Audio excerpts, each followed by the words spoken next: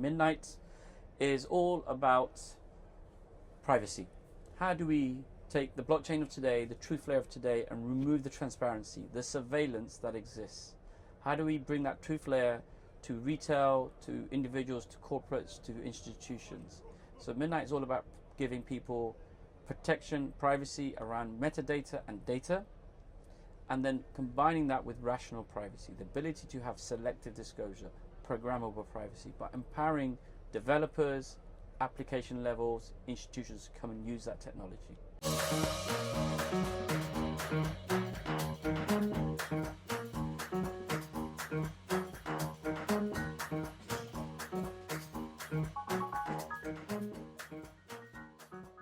Hi, Fahmi Syed, President of Midnight Foundation. Hello, Andrew. How are you? Thank you for this interview today at Consensus 2026. I wrote a piece on Coinjuice, which I'd love to ask some questions after researching it a little bit. So, in a nutshell, what does Midnight do? That's a great question, Andrew. So, wonderful to meet you here in Miami at Consensus. Wonderful crowd here. Midnight is all about privacy. How do we take the blockchain of today, the truth layer of today, and remove the transparency, the surveillance that exists? How do we bring that truth layer to retail, to individuals, to corporates, to institutions? So Midnight is all about giving people protection, privacy around metadata and data, and then combining that with rational privacy, the ability to have selective disclosure, programmable privacy, by empowering developers, application levels, institutions to come and use that technology. Institutions talk about blockchain but don't really use it. Is privacy the real reason why not? Absolutely. Absolutely. Think about what you do in your day-to-day life. When you buy something using your credit card or making a bank transfer, that is between you, the retailer, and your bank. Your family, your partners, your friends don't see that. Random strangers don't see where you spend your money. Not only where you spend your money, but where you hold your money. Your wallets, your assets, your transactions are all visible. Not only today, but forever. So even if nobody knows because of the anonymity, that anonymity will get discovered, will get disclosed. AI bots will dox you, and then all your transaction history, all your wealth is exposed to everyone. No institution, no real audience is going to do that, because that privacy is sacrosanct to what they do, their business, their individuality, and they should have the choice to how they disclose that. And therefore privacy has to be an important feature of any infrastructure in blockchain to ensure we get mass adoption. Cardano exists already. Does Midnight sit on top of Cardano as a layer 2, or is it its own layer 1? Midnight is its own layer 1. It is a sister chain, partner chain of Cardano. The Night token, which gives you access and governance of Midnight, the network, is a Cardano asset. And therefore, through Cardano, we've got governance, security. We also have access and liquidity to custodians, to exchanges. But the privacy layer cannot be added afterwards. You do not walk out naked and then get dressed. It's too late, you're exposed. You have to walk out your door fully clothed. And like it is here today in Miami where it's hot, you take off a jacket, you roll up your sleeves. That is selective disclosure. I am comfortable showing you my arm, not more than that. Yeah. And you are probably comfortable in this booth with me not showing more than that. That is privacy, that's rational privacy. I'm deciding what you see, what you don't see. Blockchains have to incorporate the same concept. Otherwise nobody's going to go and use them.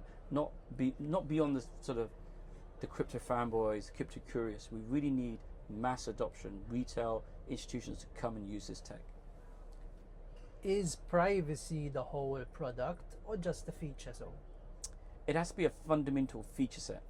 Privacy itself is not the end product. It's the means to an end of an end product. So let me give you an example of that.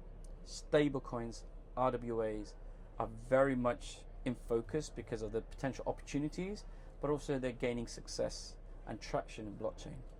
But if you own your own company, a small company, and you pay people in stable coins on a public network, then everybody in your company knows how much they got paid, but also how much everybody else got paid.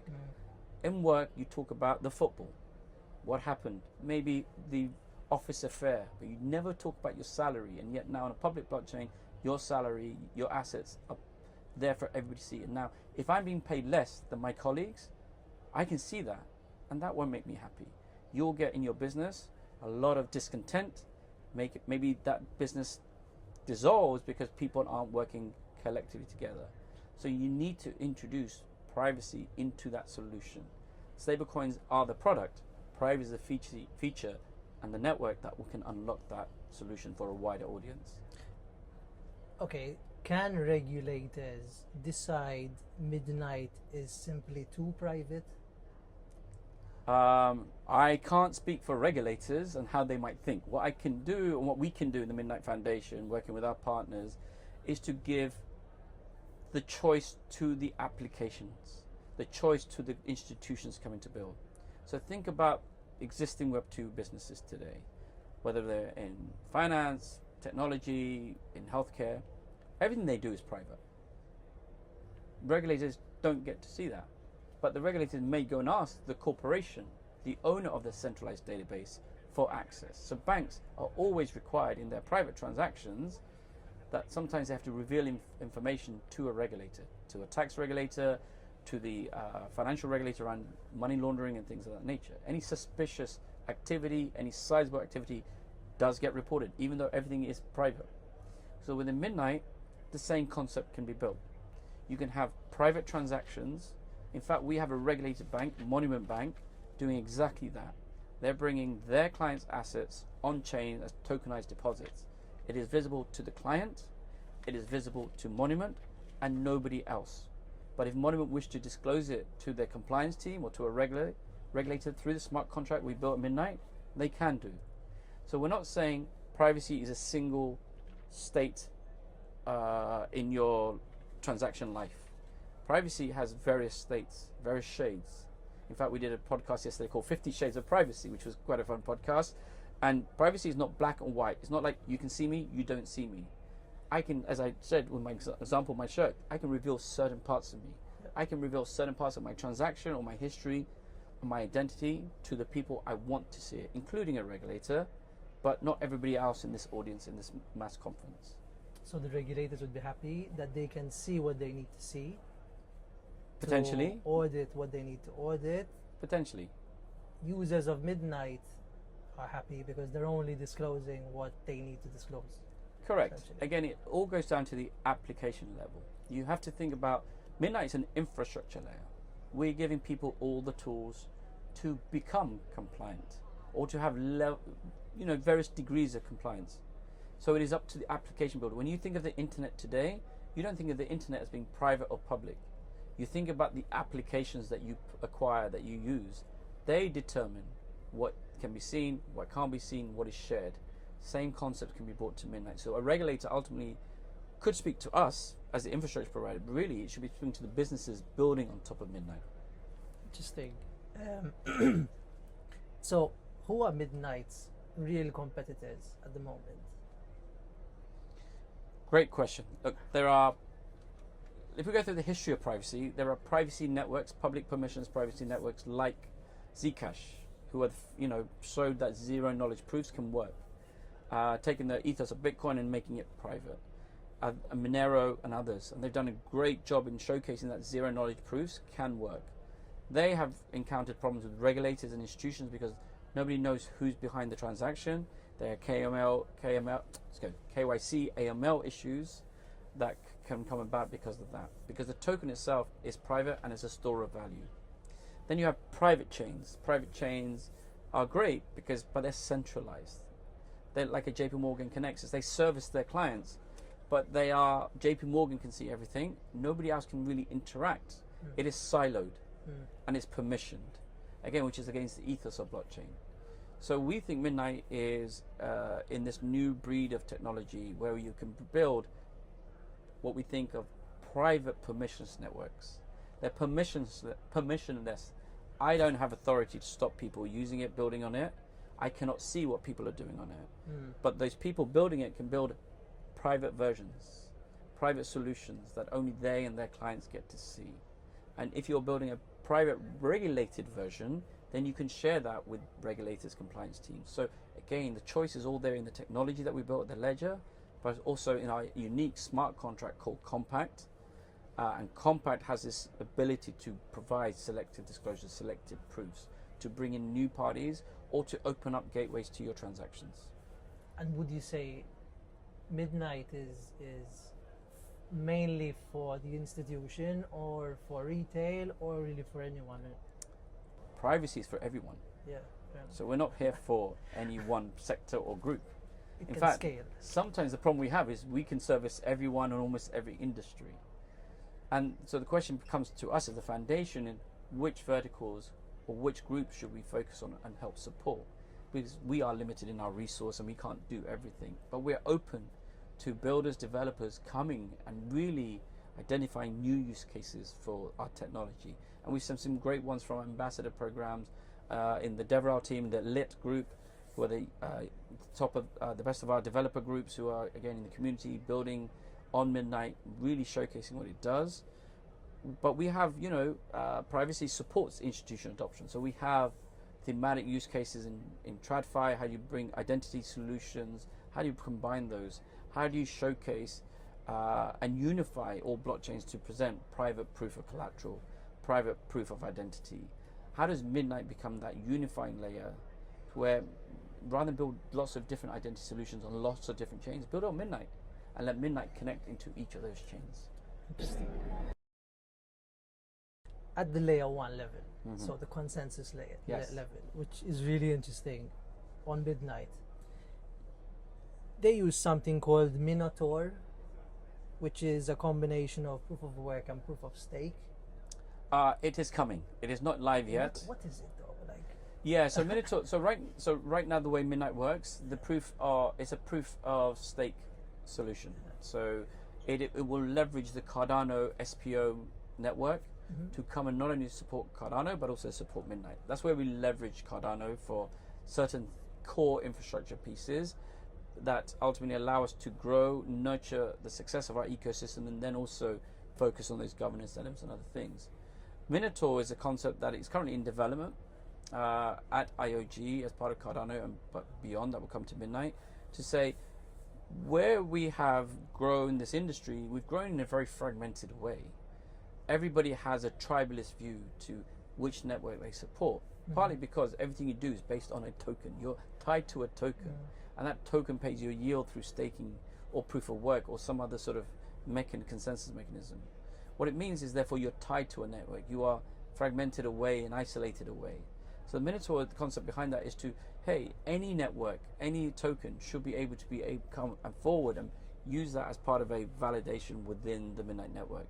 It shouldn't just be confined to Midnight users. We want to be cooperative, not only in our tokenomics, but in our consensus mechanisms. Okay, interesting.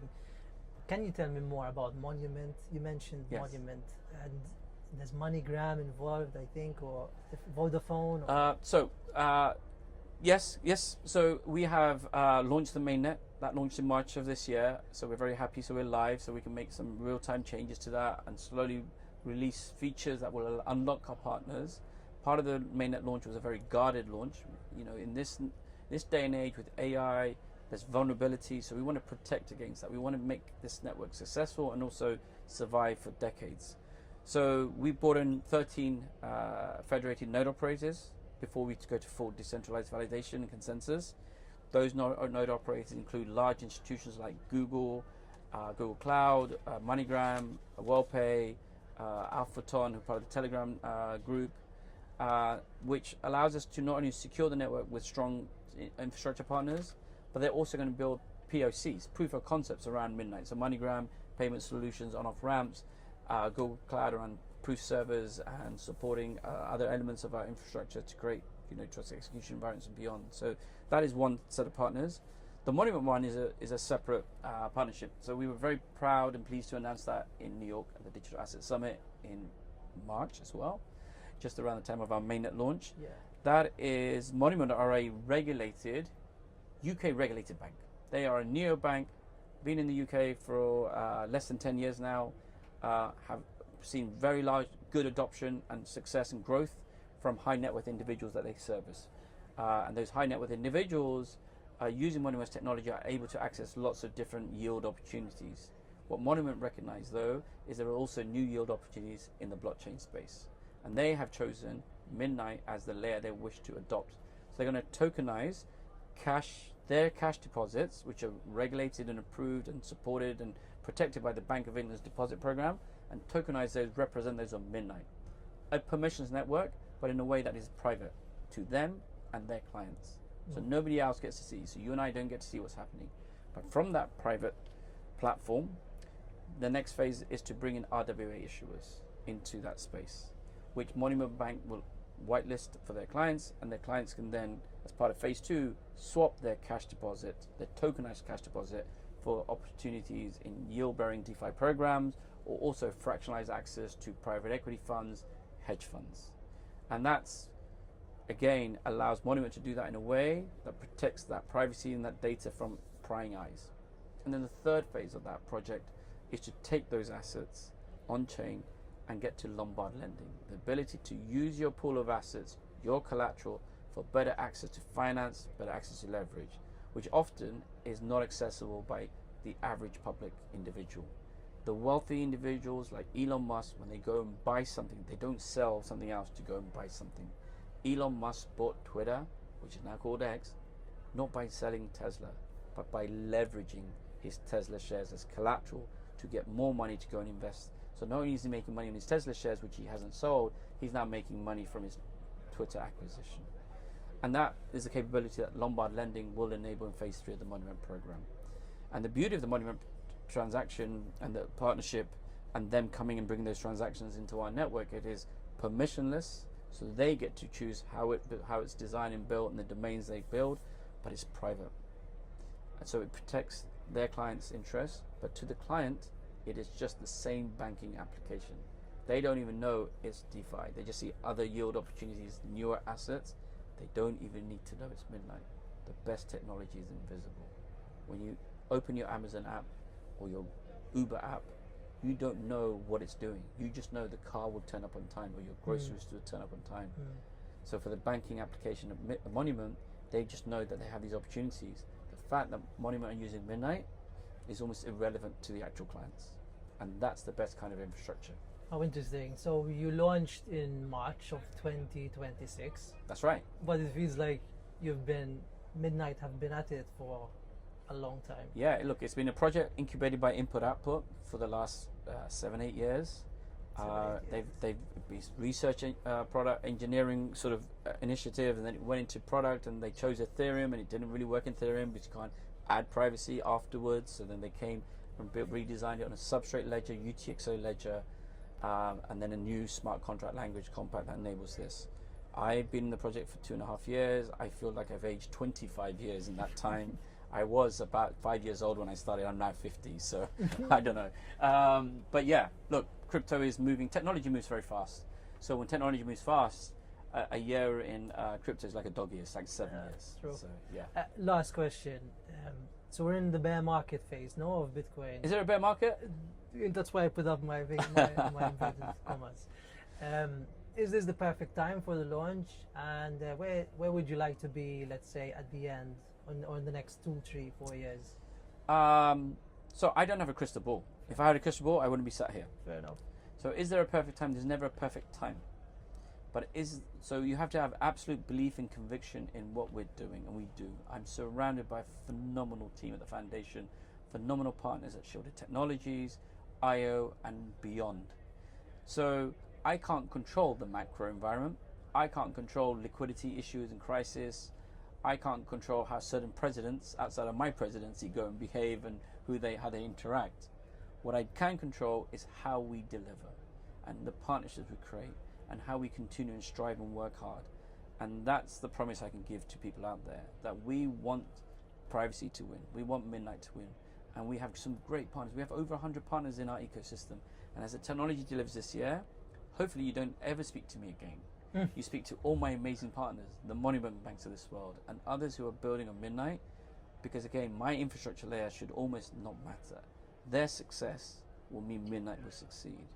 So it'll be a tough year, like for many people, but we have belief, and my team run through brick walls and work countless hours, and I wish them not to, but they do it because they have passion. We have great ambassadors through the Night Force who are here with us in Miami, and their passion and their zeal for what we do is just, it touches my heart, and I'm just blown away by, like, somebody wrote a book. Somebody wrote a book. So yes, somebody wrote a book about Midnight, and this gentleman lives in Ireland, and I'm like, wow, he's probably written more on Midnight than I have written myself. And that somebody go and do that of their own volition, for their own passion, shows you how much this means to them. And we have people like that in the Night Force program, people like in the LIP program, our developer program. I'm just so proud. So I get to be the person you speak to, but there are so many faces, so many names, so many others who focus on this, partners, the foundation team and others. They're the real superstars, and they will make this a success, I have no doubt. Really, really interesting, and I actually am starting to get very, very interested in privacy. Yes. So thank you for taking the time to speak to me. Pleasure. Appreciate it. Thank you, my pleasure.